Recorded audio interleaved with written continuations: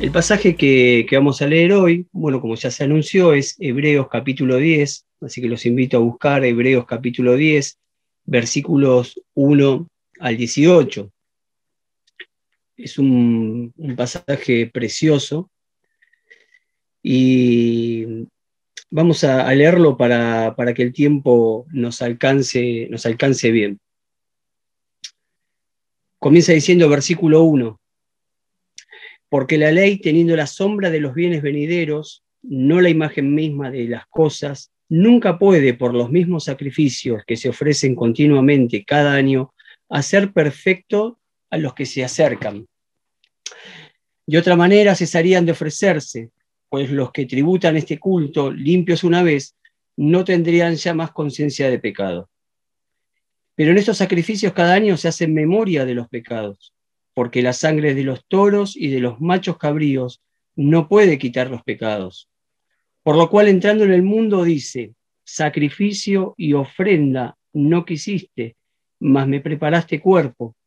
Holocausto y expiaciones por el pecado no te agradaron. Entonces dije: he aquí que vengo, oh Dios, para hacer tu voluntad.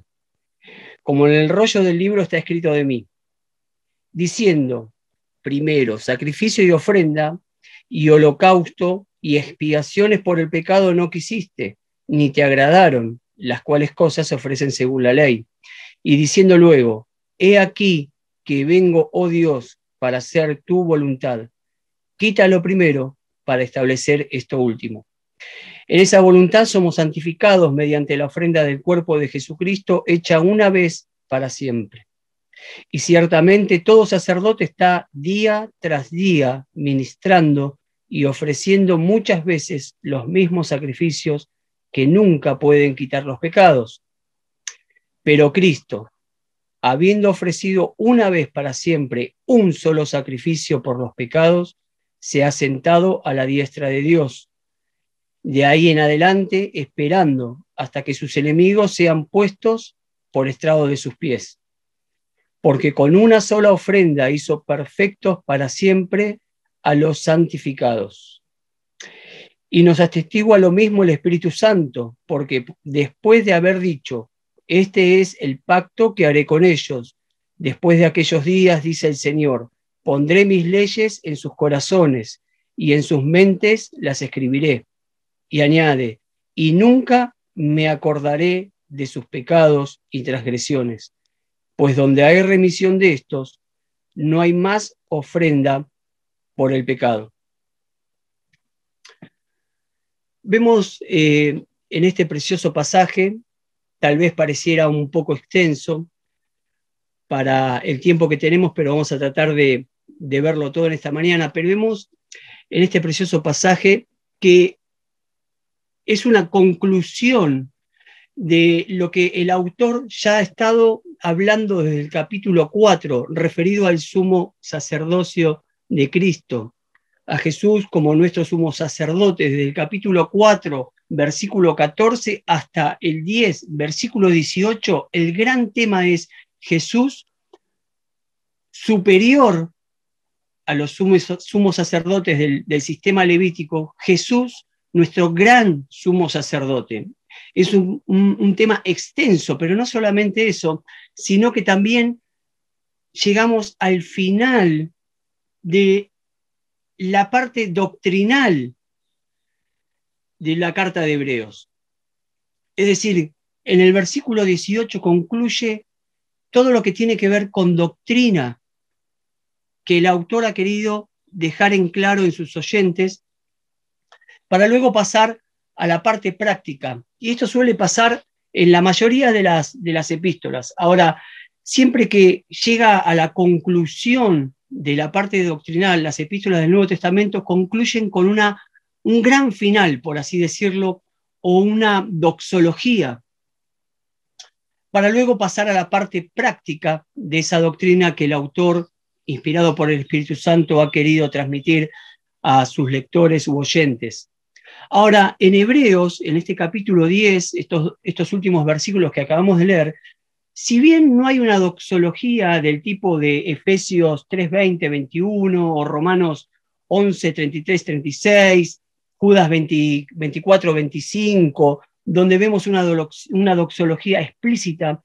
Sin embargo, el autor de Hebreos concluye con una verdad sublime que debe provocar adoración y gratitud en los oyentes originales y también en nosotros.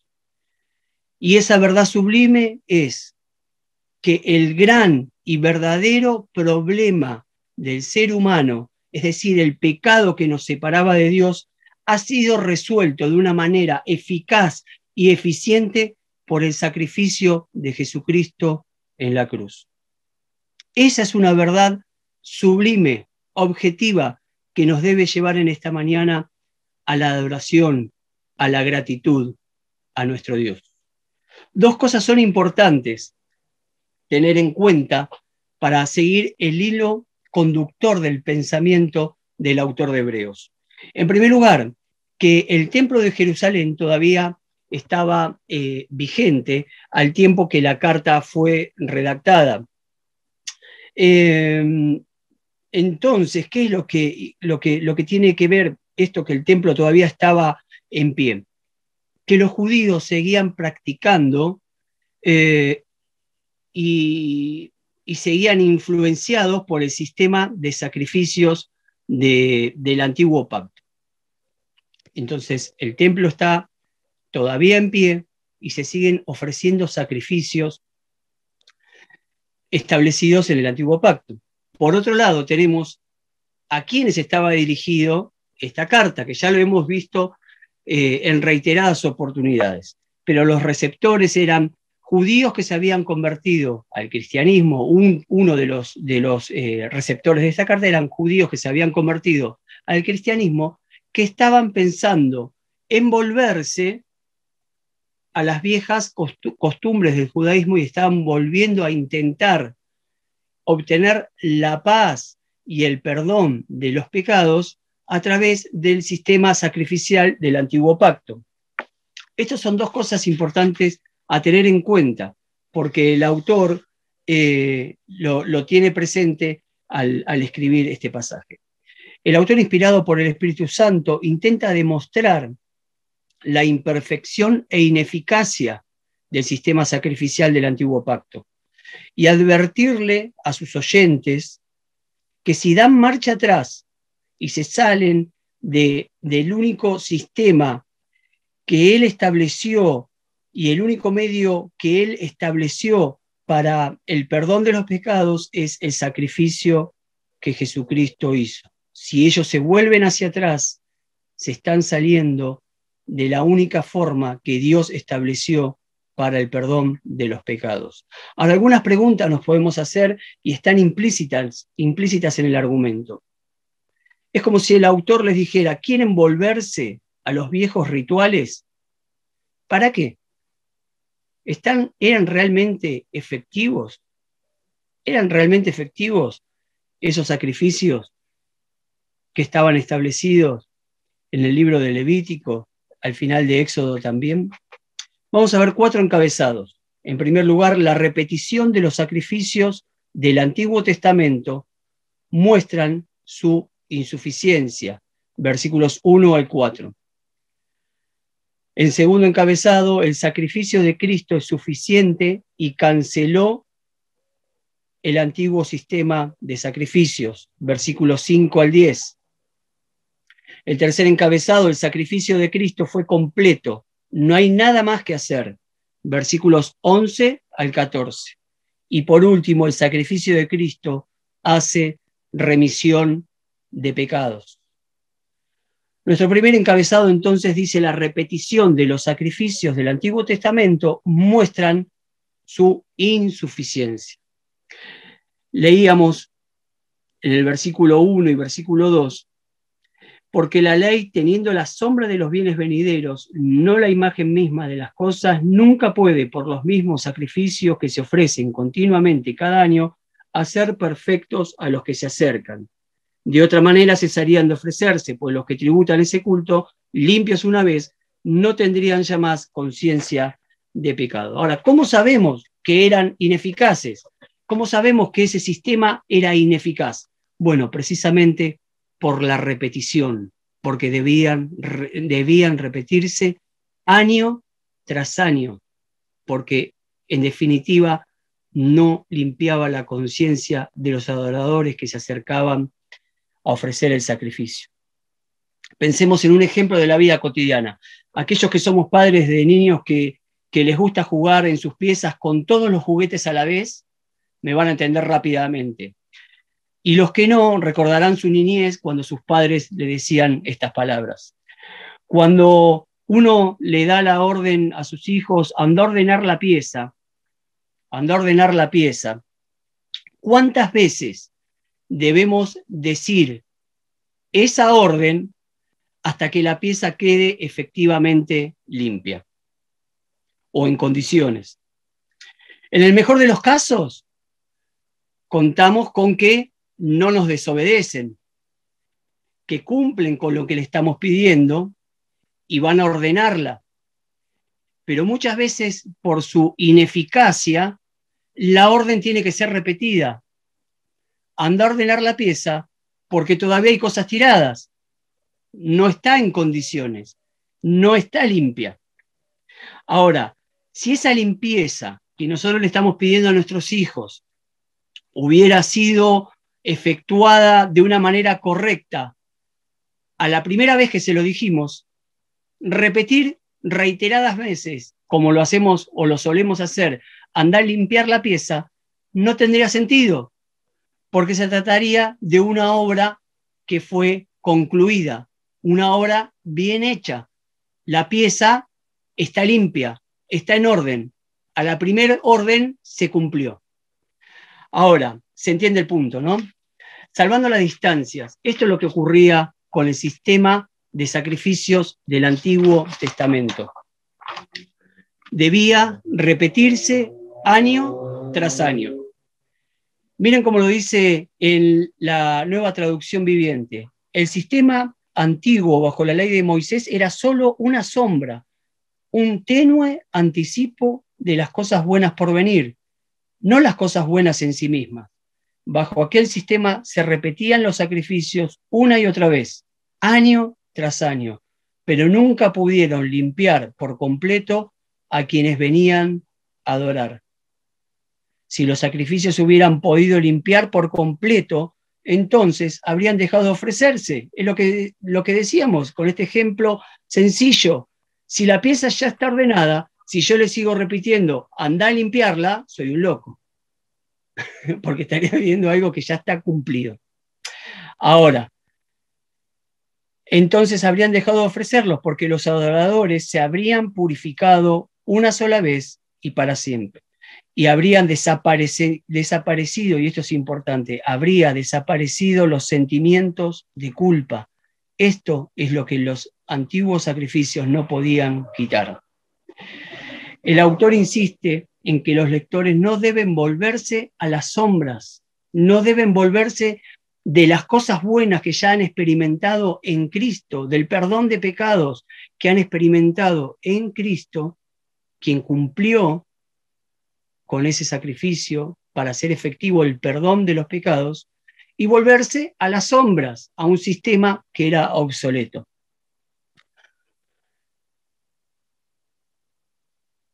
La ley, con su antiguo sistema de sacrificios, no perdonaba verdaderamente los pecados. Y esto lo sabemos debido a que los sacrificios debían repetirse vez tras vez. Ahora, cuando el versículo 1 que acabamos de leer menciona las cosas buenas por venir, es una manera de resumir todo lo que Cristo compró y realizó por nosotros en virtud de su vida, de su muerte y de su resurrección. Ahora, el mayor beneficio que nosotros obtenemos de esa vida, muerte y resurrección es el perdón de pecados. Nuestros pecados han sido perdonados. Y esto es una verdad absoluta que debemos creer. El problema fundamental con la ley y sus sacrificios es que no pueden perfeccionar a aquellos que se acercan a Dios, lo que acabamos de leer, quedaban con ese sentimiento de culpa. ¿Y cómo sabemos que esto es así? ¿Cómo sabemos que se quedaban con ese sentimiento de culpa? Bueno, nuevamente, porque este sacrificio en el día de expiación debía ser repetido. Si hubieran sido liberados de los pecados, si hubieran sido liberados de la culpa que trae el pecado, esos sacrificios hubieran sido innecesarios. Pero año tras año debía repetirse. Si los adoradores hubieran sido verdaderamente purificados, ya no habría que ofrecer sacrificio, pues no tendrían más conciencia de pecado. El versículo 3 nos dice, pero en estos sacrificios cada año se hace memoria de los pecados. En el día de expiación, año tras año, cada uno de los que se presentaban al servicio de adoración, se les recordaba que eran pecadores, se les recordaban que habían fallado, que no daban con la talla. El sistema sacrificial, en vez de limpiar y liberar de la culpa a los adoradores que se acercaban, solo les recordaba su pecado y así su constante separación de Dios. Ahora, estos sacrificios anualmente recordaban al pueblo su culpa y desobediencia, y en definitiva dejaban ese sabor amargo de que dichos sacrificios no podían finalmente purificarlos. Hebreos 9, versículo 9, ya lo hemos estudiado, pues las ofrendas y los sacrificios que ofrecen los sacerdotes no pueden limpiar la conciencia de las personas que los traen. Los sacrificios no pueden limpiar la conciencia de las personas que los traen. Entonces, como dice el autor, la ley y sus sacrificios no lograban ni podían lograr la purificación de la conciencia del pecado. Solo funcionaba como una sombra del bien que iba a venir en Jesucristo, quien sí efectivamente obtendría el perdón para nosotros.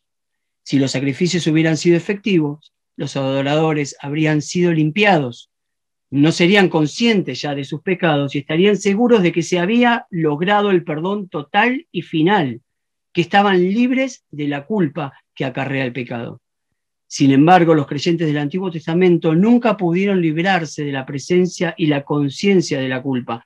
Y nuevamente, ¿cómo sabemos que esto es así? ¿Cómo sabemos que esto que estoy diciendo es así?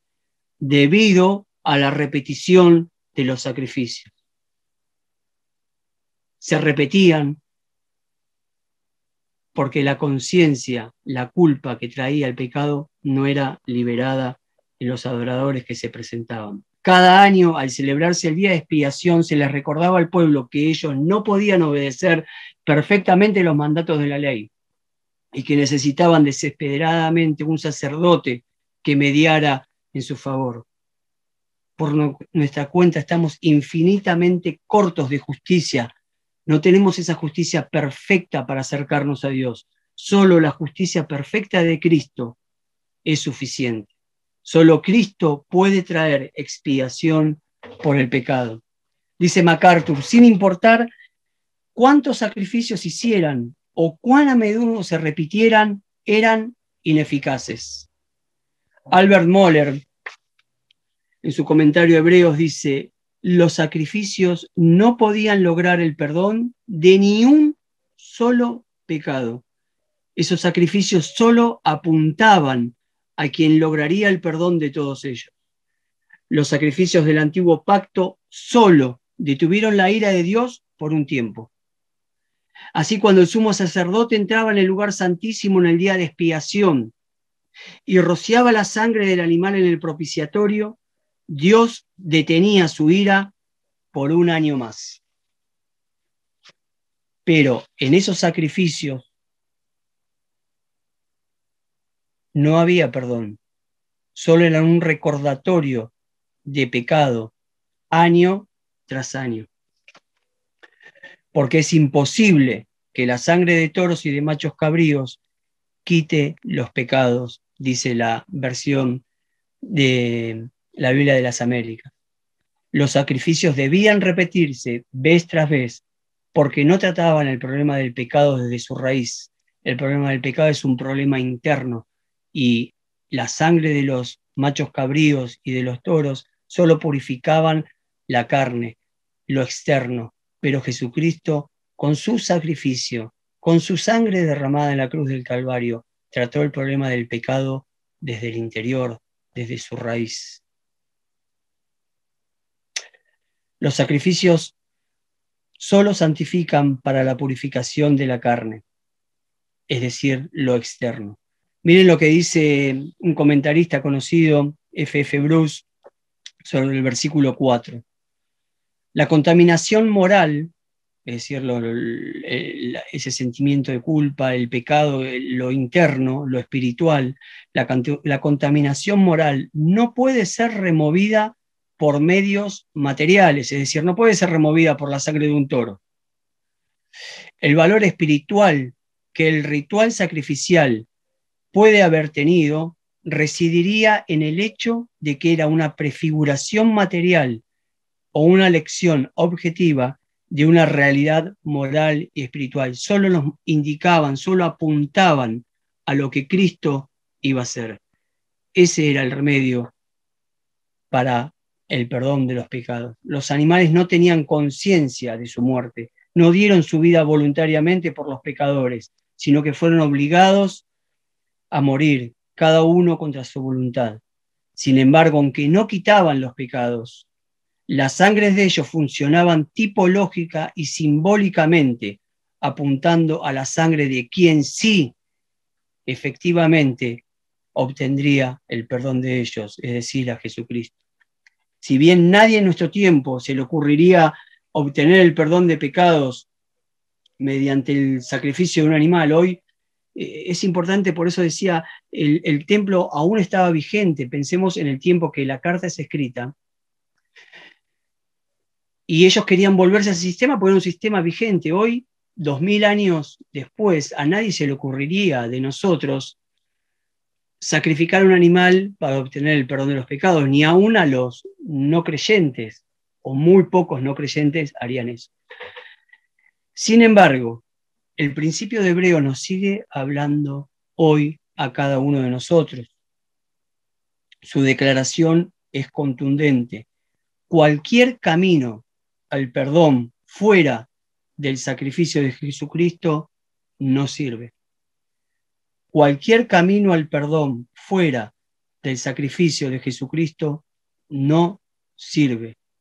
Solo la muerte sustitutiva de Jesucristo en la cruz verdaderamente limpia el corazón de su pecado y brinda la seguridad de una correcta relación con Dios.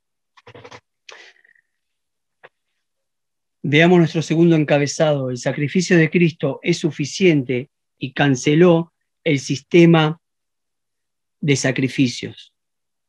Versículos 5 al 10. Comienza diciendo el versículo 5, por lo cual, entrando en el mundo, dice, y en este por lo cual nos remite a lo que viene diciendo, es decir, que este sistema de sacrificio no perdonaba pecados, que no era algo que en sí mismo le agradara a Dios, y que no estaba Dios no se complacía con ese sistema sacrificial de animales, sino que era un símbolo. Y para apoyar esta idea, el autor de Hebreos toma el Salmo 40, versículos 6 al 8.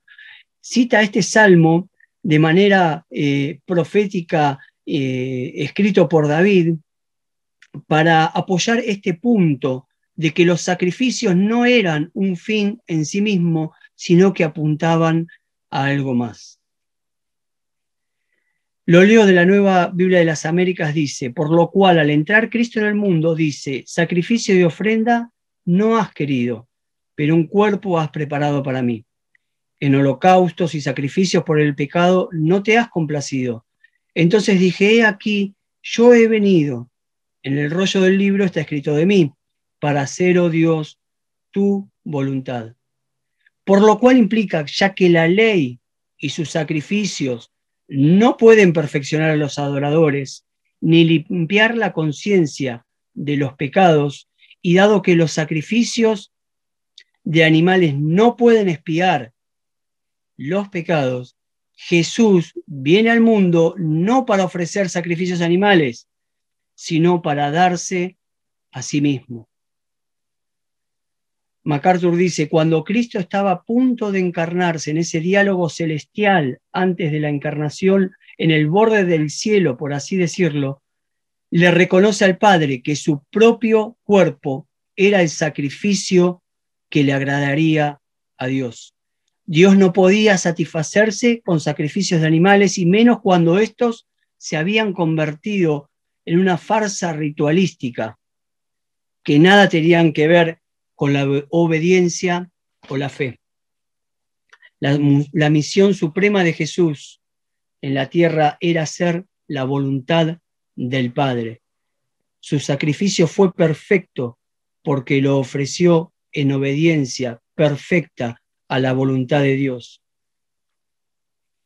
Los sacrificios no sustituyen una obediencia perfecta y voluntaria que el Padre requería para que ese sacrificio fuera efectivo. Por eso esos animales solo eran una sombra de lo que vendría en Cristo. En esencia podemos ver a Cristo diciéndole al Padre, Padre mío, los sacrificios del Antiguo Testamento resultaron insatisfactorios, así que me has preparado un cuerpo para que pueda llegar a ser un sacrificio agradable. Y aunque Dios había instituido este sistema sacrificial ya en Éxodo 24, no era un fin en sí mismo, Él no estaba complacido con ello.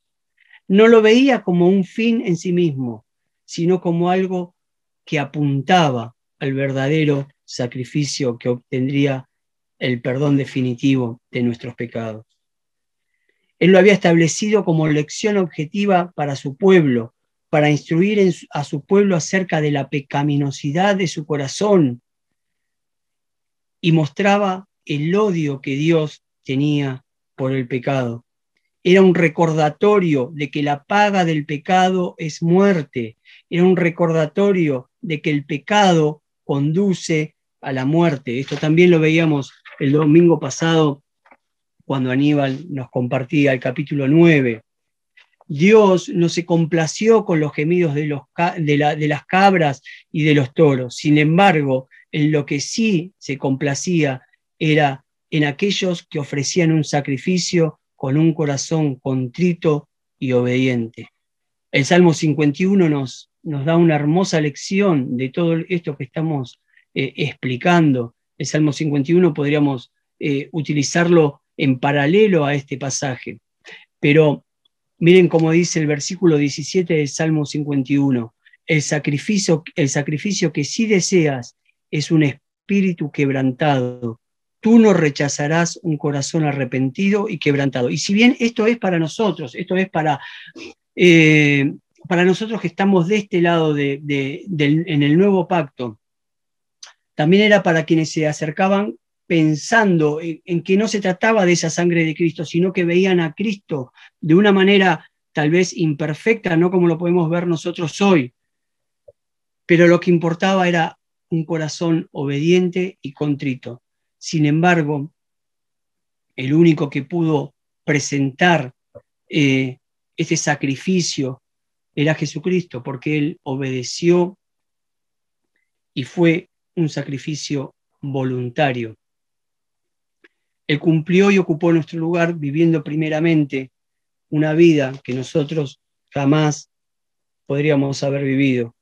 Él cumplió la ley y eso le permitió también morir ocupando un lugar que nosotros no hubiéramos podido jamás porque éramos pecadores antes de haber nacido. Pero Él, que era perfecto, pudo cumplir con ese sacrificio que el Padre demandaba para el perdón de nuestros pecados. En los versículos 8 al 9 del pasaje de Hebreos, el autor interpreta esta cita que él hace del Salmo 40 y manifiesta que la obediencia a Dios por parte de Jesús significaba que no estaba llamado a ofrecer sacrificios de animales, sino su propia vida. Miren lo que dice, diciendo primero, sacrificios y ofrendas y holocaustos y expiaciones por el pecado, no quisiste, ni te agradaron. Esas cosas eran según la ley. Pero el versículo 9 dice, he aquí que vengo, oh Dios, para hacer tu voluntad. Quita lo primero, quita ese sistema de sacrificios del antiguo pacto para establecer esto último, el sacrificio que él había efectuado en la cruz. En Isaías 53 podemos ver claramente cómo interactúan entre sí la voluntad del Padre y la obediencia del Hijo. Isaías 53:5 nos dice, mas él herido fue por nuestras rebeliones, molido por nuestros pecados. El castigo de nuestra paz fue sobre él, y por sus llagas fuimos nosotros curados. El versículo 10 nos dice, con todo eso Jehová quiso quebrantarlo, sujetándole a padecimientos, cuando haya puesto su vida en expiación por el pecado, verá linaje, vivirá por largos días, y la voluntad de Jehová será en su mano prosperada. El siervo Jesucristo murió como ofrenda por el pecado, y el sacrificio del siervo fue definitivo y eficaz. Versículo 11 del capítulo 53 de Isaías nos dice, después de su sufrimiento, verá la luz y quedará satisfecho. Por su conocimiento mi siervo justo justificará a muchos y cargará con la iniquidad de ellos. Por lo tanto, le daré un puesto entre los grandes y repartirá el botín con los fuertes, porque derramó su vida hasta la muerte y fue contado entre los transgresores. Cargó con el pecado de muchos e intercedió por los pecadores. Puesto que él cargó con los pecados del pueblo, la necesidad de los sacrificios animales carece de sentido. El autor de Hebreos lee el Salmo 40 a la luz de la venida de Jesucristo y de las palabras de Isaías sobre el siervo sacrificial, y entonces ve que esa ofrenda que Jesucristo realizó obtuvo la redención para su pueblo. Por eso pone esas palabras en el versículo 9, las palabras de Cristo, Cristo diciendo, vengo a hacer tu voluntad, quita lo primero y establece lo segundo. Por lo tanto, puesto que lo segundo y posterior es mejor y superior, los creyentes no deben volverse al primer sistema que era obsoleto. El Señor ya había realizado la ofrenda de su vida por su pueblo.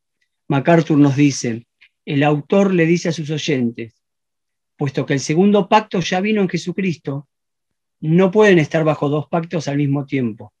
Y puesto que el segundo y mejor pacto llegó, el primero debe irse.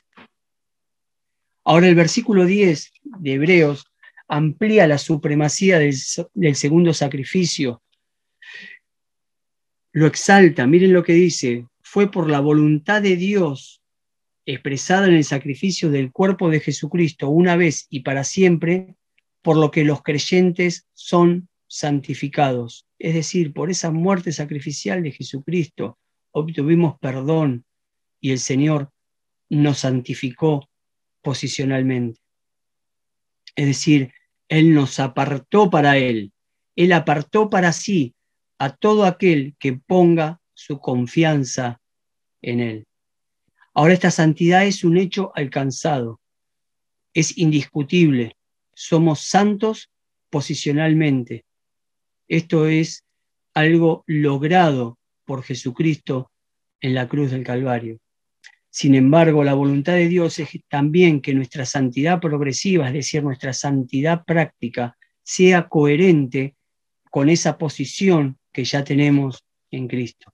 Es lo que nos dice 1 Tesalonicenses 4:13, la voluntad de Dios es vuestra santificación. Ahora este versículo 10 nos dice que la ofrenda del cuerpo de Jesucristo fue hecha una vez y para siempre. Y esto es como un grito a los cuatro vientos. que el sacrificio de Cristo es definitivo, suficiente y eficaz. El sacrificio de Cristo es definitivo, suficiente y eficaz. Dios está complacido con la obra de su Hijo. Nuestro encabezado número 3 nos dice que el sacrificio de Cristo fue completo y no hay nada más que hacer. Versículos 11 al 14. Ahora podríamos preguntarnos, ¿cómo sabemos que esto es así? Que el sacrificio de Cristo fue efectivo y que fue hecho una vez y para siempre y que es una obra acabada. ¿Podemos tener certeza de que esto es así? Claro que sí. Y gloria a Dios, porque lo que vamos a continuar leyendo nos da esa certeza de que el sacrificio es eficaz, es suficiente y definitivo. Para confirmar esto en sus oyentes, miren cómo dice el versículo 11. Y ciertamente todo sacerdote está de pie día tras día, ministrando y ofreciendo muchas veces los mismos sacrificios que nunca pueden quitar los pecados. El autor lo que va a hacer es comparar el sacrificio que hizo Cristo con el sacrificio que hacían en el sistema sacerdotal establecido en Levítico. Ahora, el autor resalta 4 características del sistema de sacrificios del Antiguo Pacto. Los sacerdotes ofrecían un sacrificio continuo, se presentaban diariamente con sacrificios. Esta es la primera característica. Acabamos de leer el versículo 11, día tras día. Una segunda característica es que los sacerdotes permanecían de pie al realizar su servicio. Como ya hemos visto, no había sillas en el tabernáculo. El pecado siempre iba por delante de los sacrificios, nunca alcanzaban, los sacrificios siempre estaban detrás de la cantidad de pecados del corazón del pueblo. Los sacerdotes permanecían de pie al realizar su servicio. En tercer lugar, se ofrecían múltiples sacrificios una y otra vez, ofreciendo muchas veces los mismos sacrificios, dice el versículo 11. Y en el versículo 4 dice, tales sacrificios, a pesar de cuantas veces se ofrecieran, nunca podían quitar los pecados. Es lo que dice el versículo 11, nunca pueden quitar los pecados.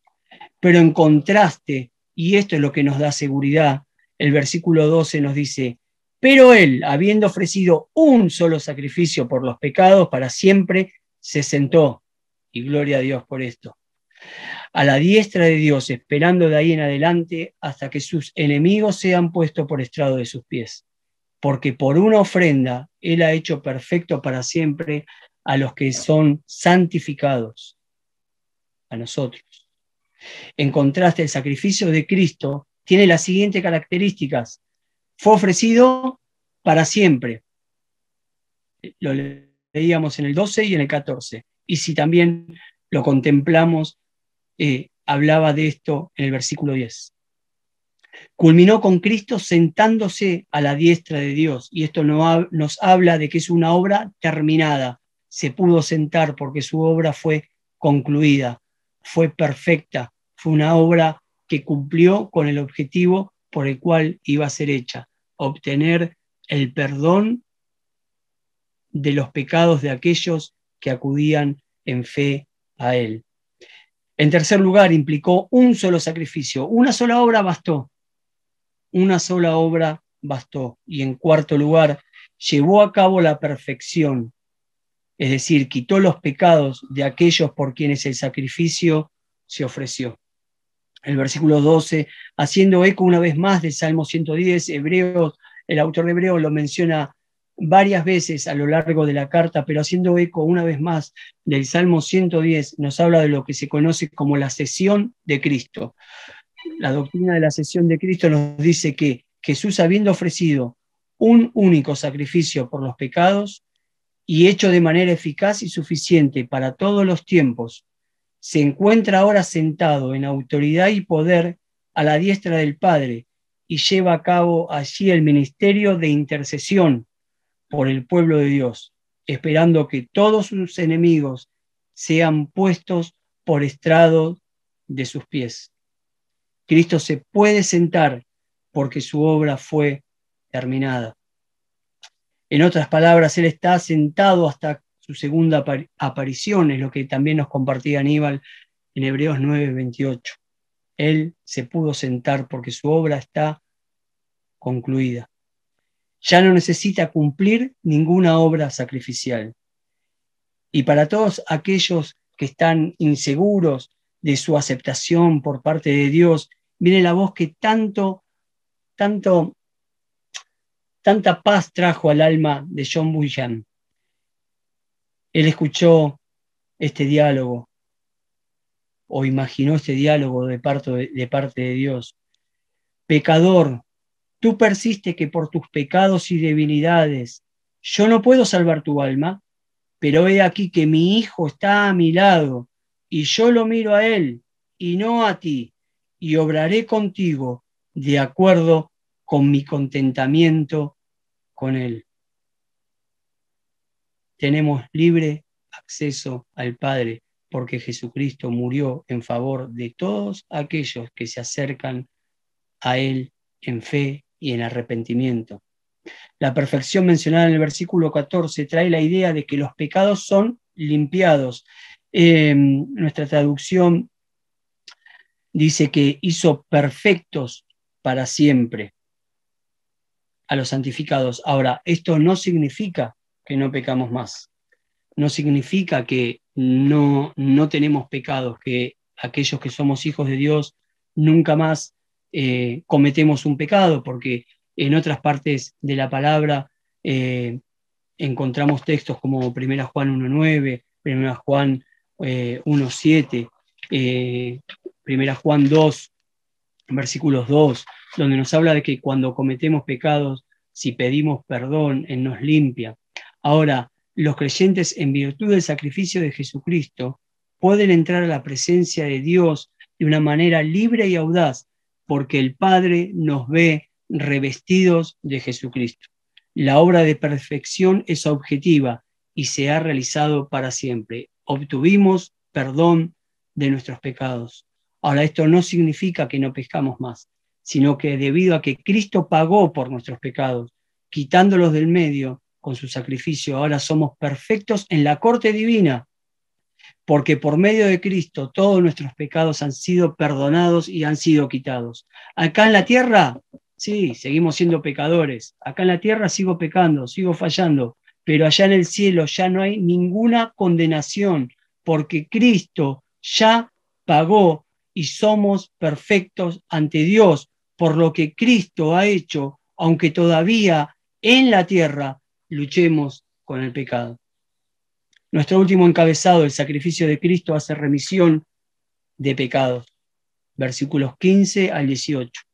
El autor quiere dar seguridad a sus lectores para que no se alejen de Cristo, para que no recurran al culto levítico para encontrar el perdón de los pecados y la paz en su corazón. Nada de eso les va a funcionar. El único medio para el perdón es el sacrificio que Cristo ya había realizado. Y para ello les recuerda las palabras que el Espíritu Santo atestigua en Jeremías 31, 33, 34, cuando establece que iba a hacer un nuevo pacto. Pero como ya veíamos el domingo pasado, ese nuevo pacto ya inició con Jesucristo. Y el Espíritu Santo da testimonio de que esto es así. Cito lo que dice Jeremías, versículo 15, y nos atestigua lo mismo el Espíritu Santo, porque después de haber dicho, este es el pacto que haré con ellos, después de aquellos días, dice el Señor, pondré mis leyes en sus corazones y en sus mentes las escribiré. Y añade, nunca más me acordaré de sus pecados y transgresiones, pues donde hay remisión de estos, no hay más ofrenda por el pecado. Como hemos visto, el sacrificio de animales les hacía recordar al pueblo que eran pecadores. Sin embargo, dentro del nuevo pacto, en base al sacrificio perfecto de Cristo, Dios nos los trae más a cuenta para someterlos nuevamente a juicio. En el antiguo pacto, año tras año, se les recordaba que eran pecadores. Hoy, en el nuevo pacto, tenemos la certeza de que el Señor ya pagó por ellos. Y es lo que cantábamos en el primer himno, cuando cantábamos que su gracia es mayor. Él no recuerda nuestros pecados, Él decide olvidar. Y olvidar no quiere decir que Él tiene esa capacidad de no saber, sino que Él lo toma como un asunto que ya fue tratado y resuelto.